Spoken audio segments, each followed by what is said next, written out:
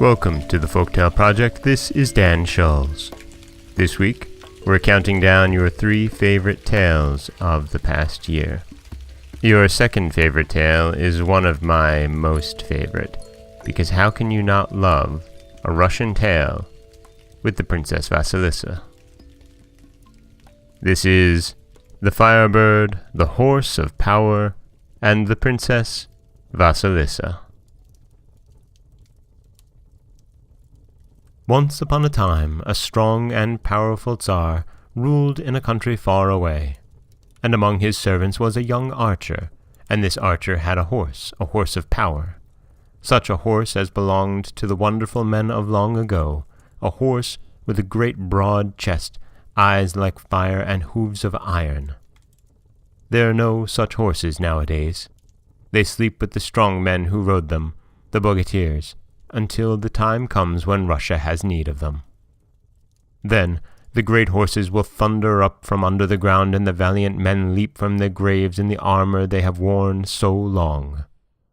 The strong men will sit on those horses of power, and there will be swinging of clubs and thunder of hooves, and the earth will be made clean from the enemies of God and the Tzar. So my grandfather used to say, and he was much older than I, as I am older than you, and so he should know. Well, one day long ago, in the green time of the year, the young archer rode through the forest on his horse of power. The trees were green, there were little blue flowers on the ground under the trees, the squirrels ran in the branches and the hares in the undergrowth, but no birds sang. The young archer rode along the forest path and listened for the singing of the birds, but there was none. The forest was silent, and the only noises in it were the scratching of 4-footed beasts, the dropping of fir cones, and the heavy stamping of the horse of power in the soft path. "What has come to the birds?" said the young archer. He had scarcely said this before he saw a big, curving feather lying in the path before him. The feather was larger than a swan's, larger than an eagle's. It lay in the path glittering like a flame, for the sun was on it, and it was a feather of pure gold. Then he knew why there was no singing in the forest, for he knew that the Firebird had flown that way, and that the feather in the path before him was a feather from its burning breast. The horse of power spoke, and said, "Leave the golden feather where it lies. If you take it, you will be sorry for it, and know the meaning of fear." But the brave young archer sat on the horse of power and looked at the golden feather, and wondered whether to take it or not. He had no wish to learn what it was to be afraid, but he thought, "If I take it and bring it to the Tzar, my master, he will be pleased, and he will not send me away with empty hands, for no Tzar in the world has a feather from the burning breast of the Firebird." And the more he thought, the more he wanted to carry the feather to the Tzar, and in the end he did not listen to the words of the horse of power. He leapt from the saddle, picked up the golden feather of the Firebird, mounted his horse again, and galloped back through the green forest till he came to the palace of the Tzar. He went into the palace, and bowed before the Tzar, and said, "O Tzar, I have brought you a feather of the Firebird." The Tzar looked gladly at the feather, and then at the young archer. "Thank you," says he, "but if you have brought me a feather of the Firebird, you will be able to bring me the bird itself. I should like to see it. A feather is not a fit gift to bring the Tzar. Bring the bird itself, or I swear by my sword, your head shall no longer sit between your shoulders." The young archer bowed his head and went out. Bitterly he wept, for he knew not what it was to be afraid. He went out into the courtyard, where the horse of power was waiting for him, tossing its head and stamping on the ground. "Master," says the horse of power, "why do you weep?" "The Tzar has told me to bring him the Firebird, and no man on earth can do that," said the young archer, and he bowed his head on his breast.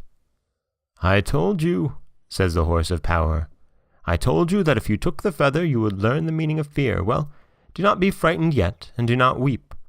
The trouble is not now, the trouble lies before you.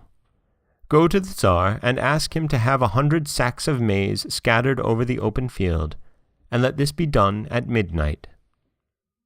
The young archer went back into the palace and begged the Tzar for this, and the Tzar ordered that at midnight 100 sacks of maize should be scattered in the open field.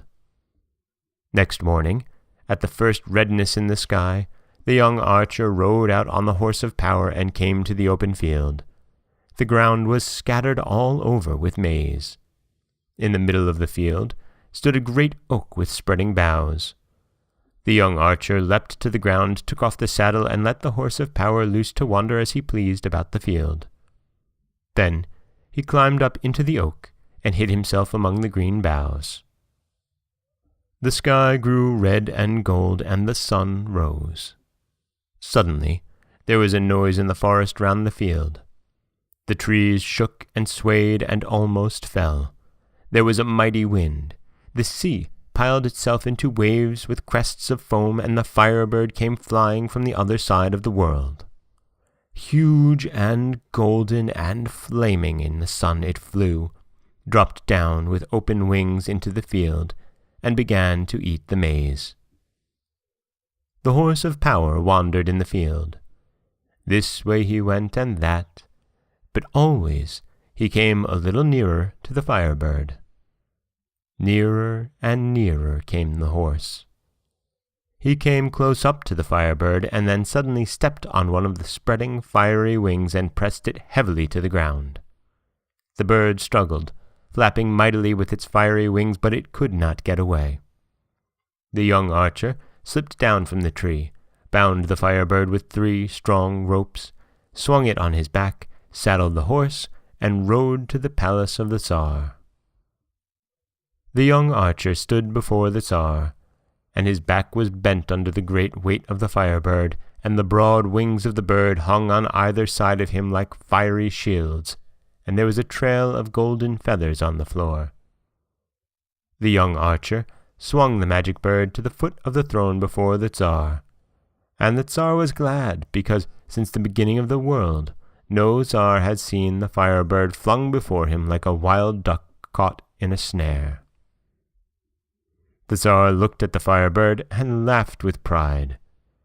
Then he lifted his eyes and looked at the young archer, and said, "As you have known how to take the Firebird, you'll know how to bring me my bride, for whom I have long been waiting. In the land of Never, on the very edge of the world, where the red sun rises in flame from behind the sea, lives the Princess Vasilisa. I will marry none but her. Bring her to me, and I will reward you with silver and gold. But if you do not bring her, then by my sword your head will no longer sit between your shoulders." The young archer wept bitter tears, and went out into the courtyard where the horse of power was, stamping the ground with its hoofs of iron, and tossing its thick mane. "Master, why do you weep?" asked the horse of power. "The Tzar has ordered me to go to the land of Never, and to bring back the Princess Vasilisa." "Do not weep, do not grieve, the trouble is not yet, the trouble is to come. Go to the Tzar, and ask him for a silver tent with a golden roof, and for all kinds of food and drink to take with us on the journey." The young archer went in and asked the Tzar for this, and the Tzar gave him a silver tent with silver hangings and a gold-embroidered roof, and every kind of rich wine and the tastiest of foods. Then the young archer mounted the horse of power and rode off to the land of Never. On and on he rode, many days and many nights, and at last he came to the edge of the world, where the red sun rises in flame from behind the deep blue sea. On the shore of the sea the young archer reined in the horse of power, and the heavy hooves of the horse sank in the sand. He shaded his eyes and looked out over the blue water, and there was the Princess Vasilisa, in a little silver boat, rowing with golden oars. The young archer rode back a little way to where the sand ended and the green world began. Then he loosed the horse, to wander where he pleased, and to feed on the green grass. Then, on the edge of the shore where the green grass ended and grew thin and the sand began, he set up the shining tent, with its silver hangings and its gold-embroidered roof. In the tent he set out the tasty dishes and the rich flagons of wine which the Tzar had given him, and he set himself down in the tent and began to regale himself while he waited for the Princess Vasilisa. The Princess Vasilisa dipped her golden oars in the blue water, and the little silver boat moved lightly through the dancing waves.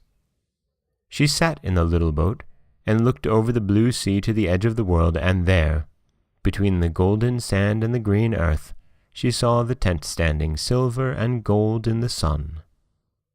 She dipped her oars and came nearer to see it the better.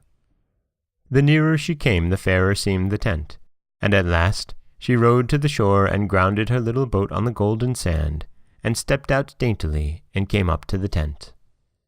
She was a little frightened, and now and again she stopped and looked back to where the silver boat lay on the sand with the blue sea beyond it. The young archer said not a word, but went on regaling himself on the pleasant dishes he had set out there in the tent. At last, the Princess Vasilisa came up to the tent and looked in. The young archer rose and bowed before her. Says he, "Good day to you, Princess. Be so kind as to come in and take bread and salt with me, and taste my foreign wines." And the Princess Vasilisa came into the tent and sat down with the young archer, and ate the sweetmeats with him, and drank his health in a golden goblet of the wine the Tzar had given him. Now this wine was heavy, and the last drop from the goblet had no sooner trickled down her little, slender throat than her eyes closed against her will, once, twice, and again. "Ah me," says the princess, "it is as if the night itself had perched on my eyelids, and yet it is but noon." And the golden goblet dropped to the ground from her little fingers, and she leaned back on a cushion and fell instantly asleep. If she had been beautiful before, she was lovelier still when she lay in that deep sleep in the shadow of the tent. Quickly, the young archer called to the horse of power. Lightly he lifted the princess in his strong young arms. Swiftly he leapt with her into the saddle. Like a feather she lay in the hollow of his left arm, and slept while the iron hoofs of the great horse thundered over the ground. They came to the Tsar's palace, and the young archer leapt from the horse of power and carried the princess into the palace. Great was the joy of the Tzar, but it did not last for long. "Go, sound the trumpets for our wedding," he said to his servants. "Let all the bells be rung." The bells rang out, and the trumpets sounded, and at the noise of the horns and the ringing of the bells, the Princess Vasilisa woke up and looked about her. "What is this ringing of bells?" says she, "and this noise of trumpets, and where is the blue sea, and my little silver boat with its golden oars?" And the princess put her hand to her eyes. "The blue sea is far away," says the Tsar, "and for your little silver boat I give you a golden throne. The trumpets sound for our wedding, and the bells are ringing for our joy." But the princess turned her face away from the Tsar, and there was no wonder in that, for he was old, and his eyes were not kind. And she looked with love at the young archer, and there was no wonder in that either, for he was a young man fit to ride the horse of power. The Tzar was angry with the Princess Vasilisa, but his anger was as useless as his joy. "Why, princess," says he, "will you not marry me, and forget your blue sea and your silver boat?" "In the middle of the deep blue sea lies a great stone," says the princess, "and under that stone is hidden my wedding dress. If I cannot wear that dress, I will marry nobody at all." Instantly, the Tsar turned to the young archer who was waiting before the throne.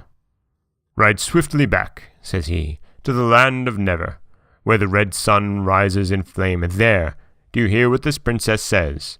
There a great stone lies in the middle of the sea. Under that stone is hidden her wedding dress. Ride swiftly, Bring back that dress, or by my sword your head shall no longer sit between your shoulders." The young archer wept bitter tears, and went out into the courtyard where the horse of power was waiting for him, champing its golden bit. "There is no way of escaping death this time," he said. "Master, why do you weep?" asked the horse of power. "The Tzar has ordered me to ride to the land of Never, to fetch the wedding dress of the Princess Vasilisa from the bottom of the deep blue sea. Besides, the dress is wanted for the Tsar's wedding, and I love the princess myself." "What did I tell you?" says the horse of power. "I told you that there would be trouble if you picked up the golden feather from the Firebird's burning breast. Well, do not be afraid. The trouble is not yet, the trouble is to come. Up, into the saddle with you, and away for the wedding dress of the Princess Vasilisa." The young archer leapt into the saddle, and the horse of power with his thundering hoofs carried him swiftly through the green forests and over the bare plains till they came to the edge of the world, to the land of Never, where the red sun rises in flame from behind the deep blue sea. There they rested, at the very edge of the sea. The young archer looked sadly over the wide waters, but the horse of power tossed its mane, and did not look at the sea, but on the shore. This way and that way it looked, and saw at last a huge lobster, moving slowly, sideways, along the golden sand. Nearer and nearer came the lobster, and it was a giant among lobsters, the Tzar of all lobsters, and it moved slowly along the shore, while the horse of power moved carefully, and as if by accident, until it stood between the lobster and the sea. Then, when the lobster came close by, the horse of power lifted an iron hoof and set it firmly on the lobster's tail. "You will be the death of me," screamed the lobster, as well he might, with the heavy foot of the horse of power pressing his tail into the sand. "Let me live, and I will do whatever you ask of me." "Very well," says the horse of power, "we will let you live." And he slowly lifted his foot. "But this is what you shall do for us. In the middle of the blue sea lies a great stone, and under that stone is hidden the wedding dress of the Princess Vasilisa. Bring it here." The lobster groaned with the pain in his tail. Then he cried out in a voice that could be heard all over the deep blue sea, and the sea was disturbed, and from all sides lobsters in thousands made their way towards the bank. And the huge lobster that was the oldest of them all, and the Tzar of all the lobsters that live between the rising and setting of the sun, gave them the order, and sent them back into the sea. And the young archer sat on the horse of power, and waited. After a little time the sea was disturbed again, and the lobsters in their thousands came to the shore, and with them they brought a golden casket, in which was the wedding dress of the Princess Vasilisa. They had taken it from under the great stone that lay in the middle of the sea. The Tzar of all the lobsters raised himself painfully on his bruised tail, and gave the casket into the hands of the young archer, and instantly the horse of power turned himself about, and galloped back to the palace of the Tzar, far, far away, at the other side of the green forests and beyond the treeless plains. The young archer went into the palace and gave the casket into the hands of the princess, and looked at her with sadness in his eyes, and she looked at him with love. Then she went away into an inner chamber, and came back in her wedding dress, fairer than the spring itself. Great was the joy of the Tzar. The wedding feast was made ready, and the bells rang, and flags waved above the palace. The Tzar held out his hand to the princess, and looked at her with his old eyes, but she would not take his hand.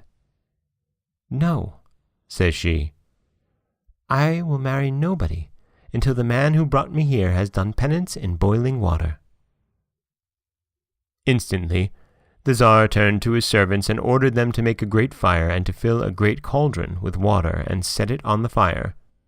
And, when the water should be at its hottest, to take the young archer and throw him into it, to do penance for having taken the Princess Vasilisa away from the land of Never. There was no gratitude in the mind of that Tzar. Swiftly, the servants brought wood and made a mighty fire, and on it they laid a huge cauldron of water, and built the fire round the walls of the cauldron. The fire burned hot, and the water steamed. The fire burned hotter, and the water bubbled and seethed. They made ready to take the young archer, to throw him into the cauldron. "Oh, misery!" thought the young archer. "Why did I ever take that golden feather that had fallen from the Firebird's burning breast? Why did I not listen to the wise words of the Horse of Power?" And he remembered the Horse of Power, and he begged the Tzar, "O Lord Tzar, I do not complain. I shall presently die in the heat of the water on the fire. Suffer me before I die, once more to see my horse." "Let him see his horse," says the princess. "Very well," says the Tzar. "Say goodbye to your horse, for you will not ride him again. But let your farewells be short, for we are waiting." The young archer crossed the courtyard and came to the Horse of Power, who was scraping the ground with his iron hoofs. "Farewell, my Horse of Power," says the young archer. "I should have listened to your words of wisdom, for now the end is come, and we shall never more see the green trees pass above us, and the ground disappear beneath us, as we race the wind between the earth and the sky." "Why so?" says the Horse of Power. "The Tzar has ordered that I am to be boiled to death, thrown into that cauldron that is seething on the great fire." "Fear not," says the Horse of Power, "for the Princess Vasilisa has made him do this, and the end of these things is better than I thought. Go back, and when they are ready to throw you in the cauldron, do you run boldly and leap yourself into the boiling water." The young archer went back across the courtyard, and the servants made ready to throw him into the cauldron. "Are you sure that the water is boiling?" says the Princess Vasilisa. "It bubbles and seethes," said the servants. "Let me see for myself," says the princess, and she went to the fire and waved her hand above the cauldron. And some say there was something in her hand, and some say there was not. "It is boiling," says she, and the servants laid hands on the young archer, but he threw them from him, and ran and leapt boldly before them all into the very middle of the cauldron. Twice he sank below the surface, borne round with the bubbles and foam of the boiling water. Then he leapt from the cauldron and stood before the Tzar and the princess.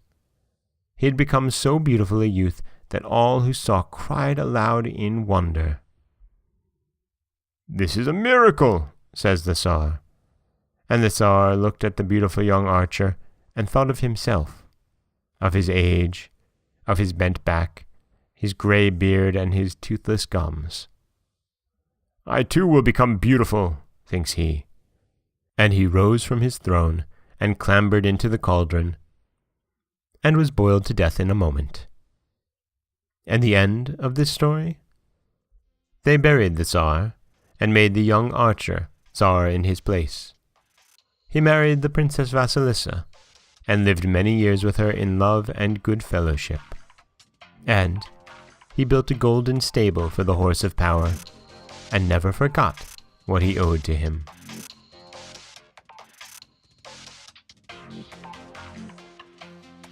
And that is the Russian folktale of the Firebird, the Horse of Power, and the Princess Vasilisa. This story was captured by Arthur Ransom in his Old Peter's Russian Tales, and, it really is quite the story. You have the wise horse, the talking wise horse, the Horse of Power, the Firebird, the evil Tzar, the young good knight, and, of course, our Princess Vasilisa. While not the Vasilisa of the Baba Yaga, stories Vasilisa all the same.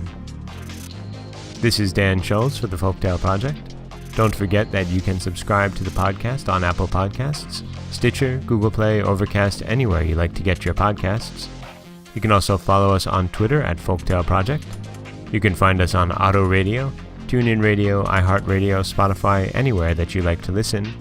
And you can always head over to folktaleproject.com, where you'll find a new story waiting for you every Monday, Wednesday, and Friday. As always, thank you so much for listening.